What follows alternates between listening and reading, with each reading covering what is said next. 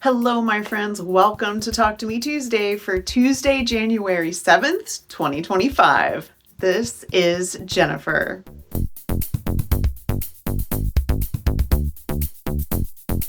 I'm coming to you from the opposite side of the room today because I want to talk about 2025.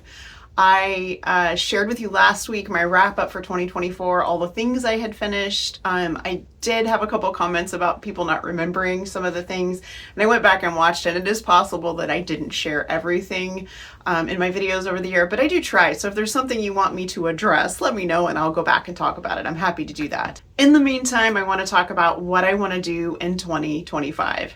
First up, most importantly, I have two projects that are in progress that I want to finish this year. The Talk to Me Tuesday block of the month, which is ongoing. It finishes in April. I have all of those posts written for Talk to Me Tuesday, and I personally have finished all of my blocks and have been working on some layouts and finishing ideas to share with the people who are playing along. This month's blocks were both designed by me. They are from my early Talk to Me Tuesday designing days. One is a 9-patch wonky block, which is paper piece, so it's something you can definitely do improv, but I like to paper piece mine so that they're all the same.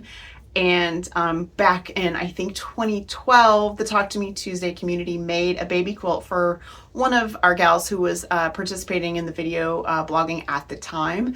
And the other block is the 2018 Talk to Me Tuesday swap block, which was a log cabin block. And both of those are available on talktometuesday.wordpress.com or sewhookedjen.com. They are both free 12-inch patterns. And the log cabin is either traditionally or paper pieced. I did include instructions for that. So that's the first big one that I want to get done this year because that is ongoing. It finishes in April and I want to have my quilt done in the summer, sooner if possible. The other big project I want to finish this year, I have been working on since 2021, and that is my husband's bookcase quilt. I have made some progress over the last couple weeks, and I will share that with you guys next week.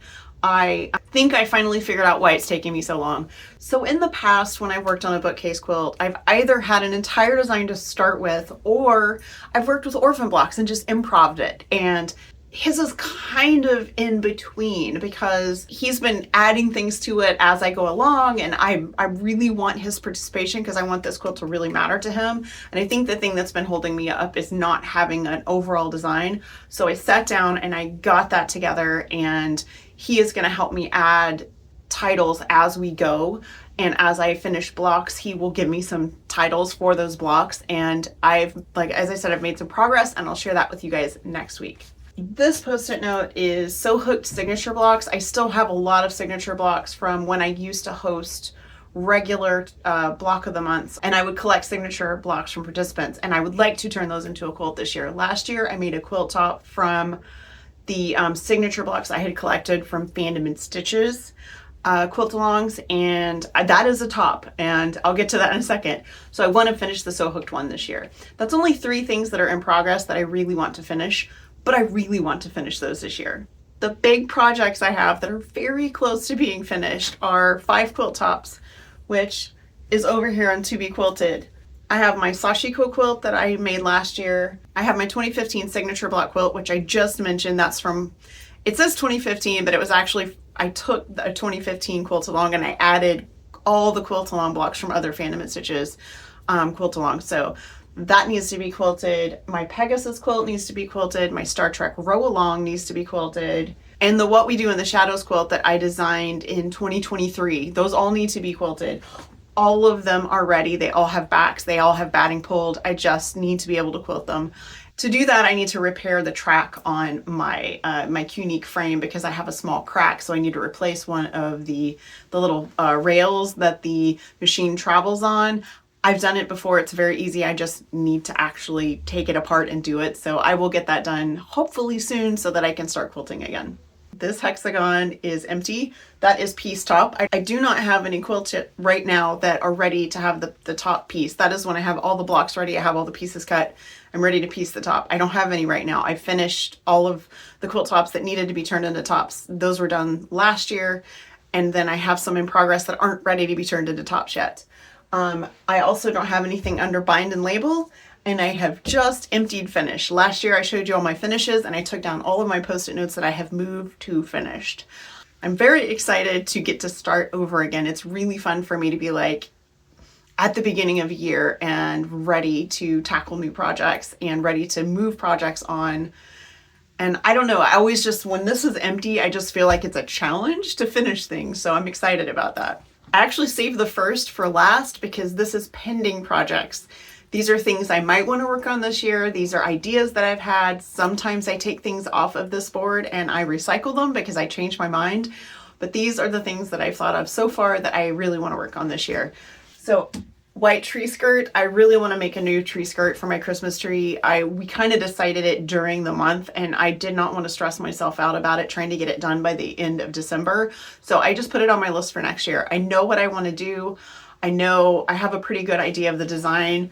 I just need to collect a few more fabrics and then I need to make it. So obviously not a rush on that. I'd like to have it done by November. Growth chart has been on my list for ages. I have a paper growth chart from when my kids were growing up because until my kids were like 2 and 5, we rented, and so I never made a mark on this house. I never marked a door jamb or anything like that. I had a paper growth chart that I marked everything on, and I really want to make it permanent.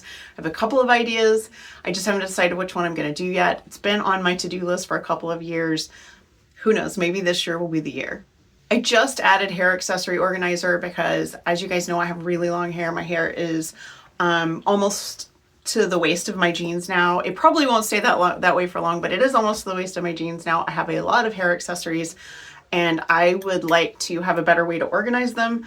I'm using the same sort of system I've had forever and it's just okay. It works okay, but I lose things and I drop things and I'm trying to figure out a better way to use the things that I like to have. I have a fun one on here that may or may not happen this year that says Grandma's Patterns. Last year, my aunt came across a stack of some really unusual patterns that belonged to my grandmother. They were things like giant stuffed chicken and plush bears and just things that I wouldn't necessarily make, but I would like to make at least one of her patterns. You guys probably already know that I use primarily her Raggedy Ann and Andy pattern when I do Raggedy Ann and Andy stuff. And she has several that have pieces of fabric she's already cut out in there. And my grandmother passed away in 2015. So these are real treasures for me. It's been, 10 years now. And I really would like to finish one of her projects. I think that would be amazing, even if there's only a little bit of her fabric in it. Hey guys, it's me from editing. I keep doing this. I forgot to tell you something while I was working on this video. So I left out Raggedy Ann Surprise. That is a project I plan on working on next month, and I'll certainly tell you more about it when it happens. It's going to be a birthday gift. The only other thing I have on my pending projects and ideas list is not really a project. It's more of like a personal goal. I would like to learn how to use my Embrilliance software better. I have Embrilliance Stitch Artist 1. And Embrilliance is an embroidery design software and it comes in segments. So you can have just as much as you can afford or just as much as you need. And then if you want more software, you want more abilities, you can buy the next step. So you don't have to buy a giant, very expensive software suite. You can just kind of buy it in bite-sized pieces. And that's what I have done so far. I would really like to learn to use Stitch Artist more. I might upgrade to Stitch Artist 2. We will see. I want to expand what I'm able to design myself. I don't mind purchasing patterns from other people, but sometimes it's not really what I want and I compromise. And so I would really like to use the software I have and maybe upgrade it a little bit and design exactly what I want to have for whatever project I'm working on. I want to leave you with a little message about Fandom and Stitches. Fandom and Stitches is still going strong. I am back this week. I took all of December off just for my own mental health and to spend time with my family. I will be back this week. We will have new posts this week, but we will not be having a quilt along for probably the first half of the year, maybe all year. I don't really know yet. I am postponing any kind of quilt alongs because I need to work on the website. Fandom and Stitches is on Blogger. It's a Blogger platform, so it's really a blog, and I did that because it's cheap. Currently, Fandom and Stitches costs about $10 a year for the domain name, and then it's about $8 or $9 a month for storage. So my coffee supporters have been taking care of that for a long time. I don't want to have ads on the website. I did it in the early days and I didn't like it. I never liked having ads. I don't like going to websites that have 6 million ads. So I've really tried to stay away from that. I don't want to monetize Fandom and Stitches. It is not meant to be a moneymaker. I don't try to make money on it.